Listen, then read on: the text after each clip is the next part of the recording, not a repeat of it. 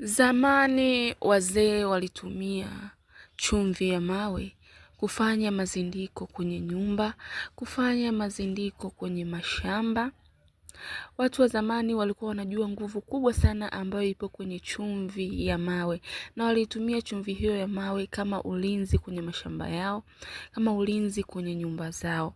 Kwa walichokuwa wanakifanya, walikuwa wanachukua ile chumvi ya mawe, wanaweka kwenye chombo, kisha wanaifukia katika kona za nyumba au katika kona za shamba, wakiamini kuwa kwamba kama jinsi ambavyo bahari haiwezi kuvuka uchawi. Watu wanasema kwamba uchawi hauvuki bahari, basi hakuna mwanga anaweza kuvuka kuingia ndani mwako kama ukiwa umeweka chumvi ya mawe.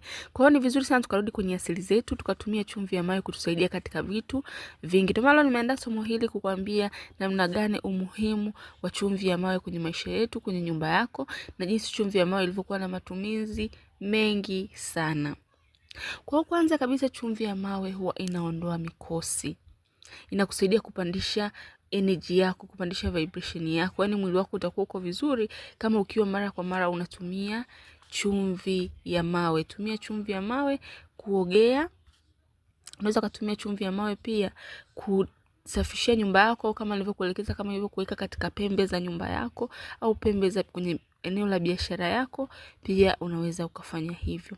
Pia kama ukilala, unaweza kuweka chini ya mto wako au chini ya kitanda chako, kwa sababu chumvi ya mawe haipatani na nguvu zozote za giza. Kwa hiyo sehemu ambako kuna chumvi ya mawe, nguvu za giza hazitoweza kuingia hiyo sehemu.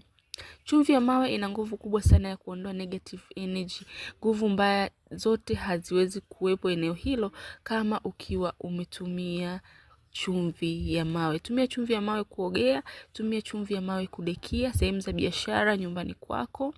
Pia kingine, jitahidi kabla hujaitumia hiyo chumvi uwe unaongea nayo. Yaani umeshika mkononi unaongea kwamba wewe chumvi, nataka ufanye hivi na hivi na hivi. Yaani unaongea, yaani unanuia, tuseme ni kunuia. Ongea na ile chumvi, kisha dekia nyumba yako, safishia kwenye eneo la biashara yako, ogea chumvi hiyo. Chumvi ni nzuri sana kwenye kuondoa negative energy kwenye sehemu yoyote. Chumvi pia inatumika kuleta nguvu nzuri kwenye mwili, kwenye maisha. Yaani sehemu yote ambako chumvi inakuwa inatumika mara kwa mara, utakuta ile eneo linakuwa lina utulivu. Kama ni kwenye familia ina utulivu, utakuwa hamna watu ambao wana usumbufu. Pia inatumika kusafisha nyota, kusafisha aura. Inasafisha nyota yako. Kwa hiyo ambaye unahisi nyota yako imechafuka, nyota imeibiwa, mambo yako yanakuwa yanakwama, huelewi kile unachokifanya hakieleweki, biashara hazishikiki, maisha huyaelewi, mambo yako yote yanavurugika kwa namna yoyote.